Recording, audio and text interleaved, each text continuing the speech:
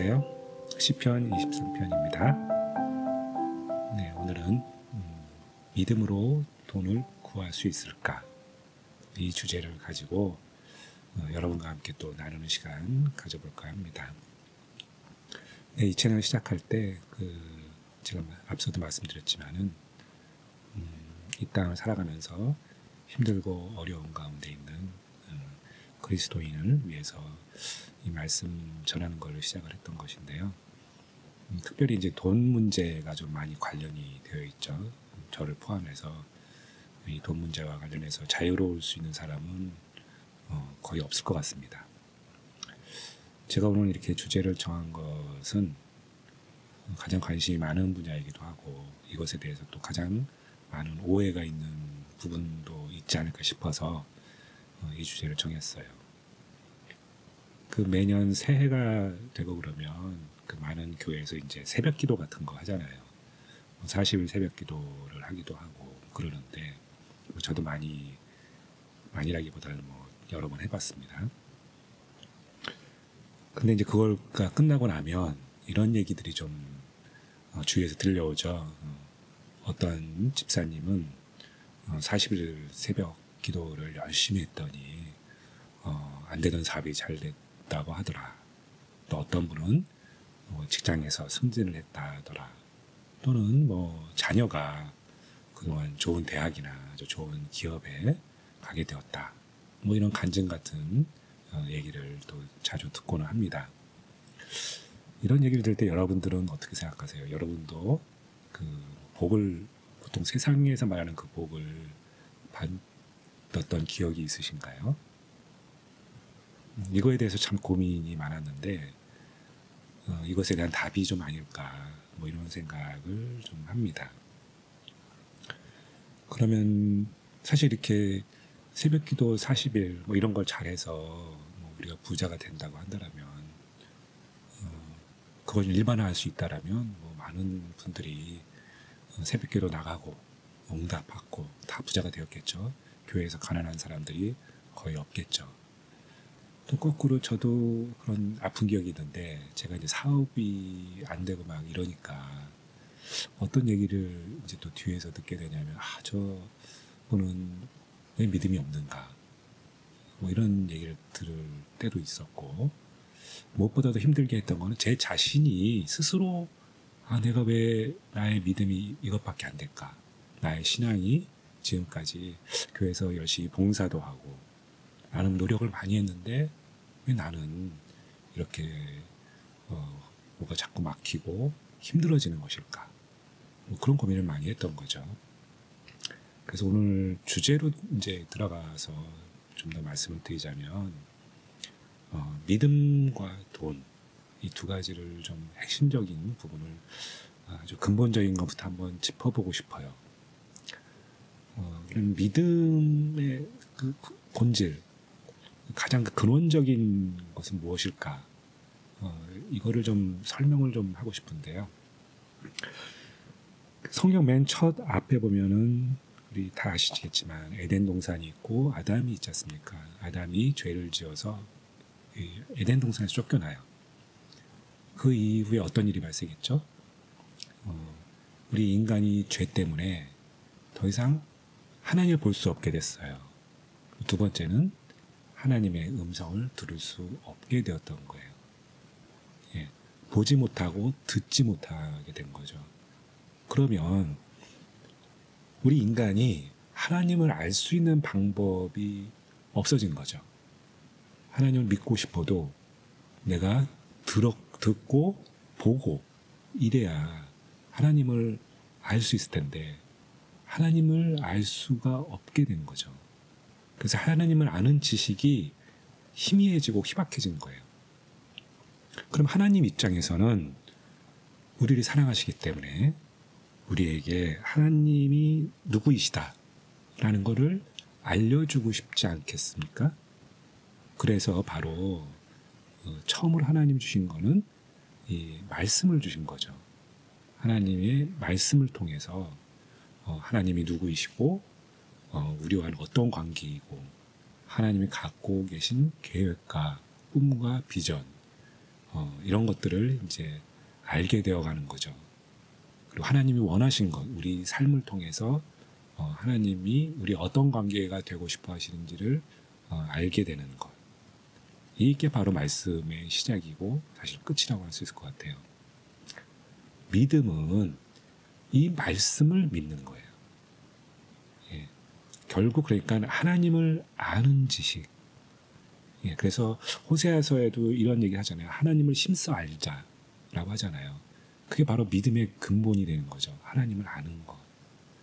예. 그래서 이 믿음이 바로 이 하나님을 아는 것이라는 것부터 시작을 저희가 해야 된다고 보는 거죠. 그렇다면 이 믿음을 가지고 돈은 구할 수 있는가? 우리 기도를 통해서. 예, 그거에 대해서 좀 이제 말씀을 드리자면은 성경에서 한번 생각을 해보세요. 쭉 보시면 누군가 이 믿음을 가지고 기도를 했더니 부자가 되었다. 이런 이야기가 있던가요? 잘 자세히 한번 살펴보세요. 꼼꼼하게. 사실 이런 얘기는 없어요. 예, 그러니까 우리가 그렇게 해석하고 싶고 우리가 그 이야기를 막 이런 욕구가 생겨 진리로 받아들이고 그 말씀을 붙들고 기도하면은 내가 부자가 되리라. 이런 나의 욕망으로 이렇게 볼 수는 있어요. 그러나 성경 안에서 그 어떠한 인물도 믿음을 붙들고 기도했더니 내가 부자가 되었다. 이런 얘기는 사실은 없습니다. 예. 하나님이 그 믿음을 부자가 되기 위해서 주시지 않았기 때문이에요. 아까 첫 번째 말씀드렸죠. 믿음은 왜 주셨나? 말씀을 믿기 위해서. 하나님을 알기 위해서. 예. 그렇게 해서 이제 주신 거거든요. 그러니까 아브라함을 믿음의 조상이라고 하잖아요. 그러면 그 아브라함이 왜 믿음의 조상이 됐는지를 한번 보시면 돼요. 아브라함이 믿음의 조상이 된 것은 보이지 않는 하나님의 약속을 믿고 순종했기 때문이죠. 그래서 아브라함이 믿음의 조상이라고 일컬음을 받게 되었고 그리고 지금도 그것을 인정을 하는 것이지 아브라함이 이 믿음을 가지고 기도를 했더니 부자가 되었다는 얘기는 없어요.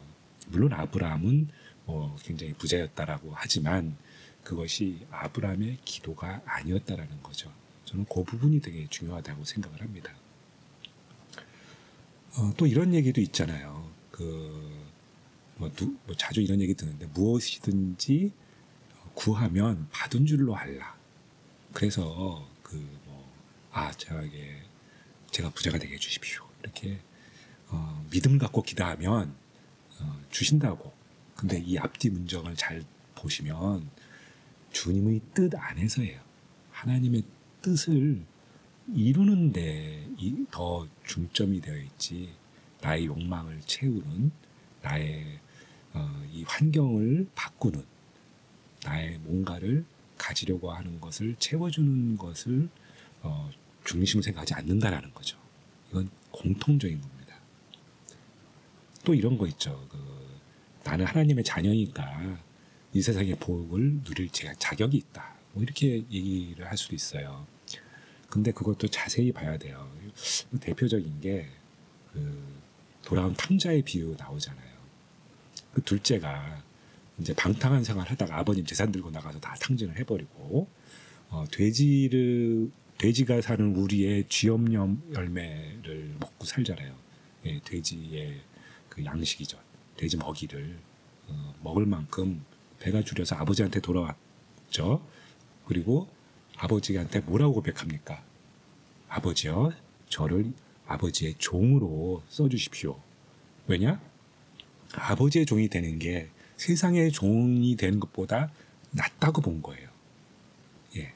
그래서 아버지가 이 둘째 아들을 용서해 주시고 그 사랑으로 다시 받아주시죠. 자세히 보세요. 예. 이게 우리가 아버지하고 하나님하고 그러니까 우리와의 관계를 설명해 주는 거예요. 만약에 우리가 하나님의 자녀니까 세상 복 다 누릴 것이다. 하나님이 막 축복을 부어주시고 뭐 다 해주실 것이다. 이렇게 얘기하면 둘째 아들이 와서 뭐라고 얘기되냐면 아버지 저 다 날렸는데 아버지 재산 좀 더 나눠주세요. 떳떳한 거죠. 아주 그냥. 예. 이런 얘기가 아니란 말이에요. 돌아온 탕자의 얘기가.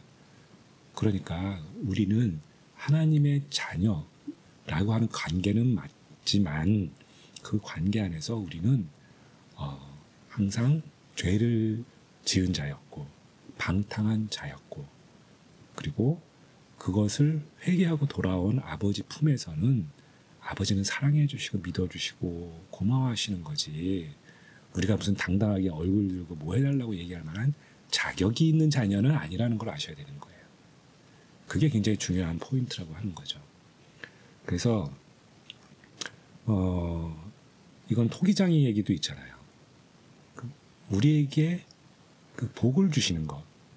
뭐 그렇다고 해서 뭐 교회 다니는 사람이 다 가난하게 산다 이런 얘기 아닙니다. 그럼 우리가 구분하고 분별해야 될 것은 바로 무엇이냐 하면은 믿음으로 구해서 하나님이 주시는 게 아니라 하나님의 은혜로 주시는 거예요. 그냥 만약에 믿음으로 만약에 새벽 기도 40일 기도해서 내가 뭘 받았다고 한다면 그건 나의 공로죠. 나의 노력이죠. 나의 노력을 받았다는 거죠.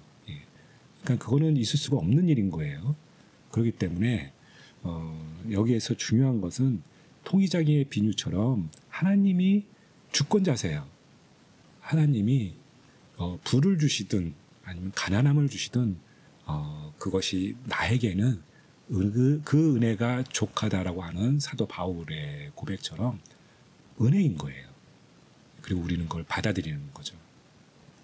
그래서 결과적으로 믿음으로 돈을 구할 수는 있겠으나 그걸 주시는 분은 하나님의 주권이고 그리고 그것은 믿음이 아니라 은혜라는 거죠.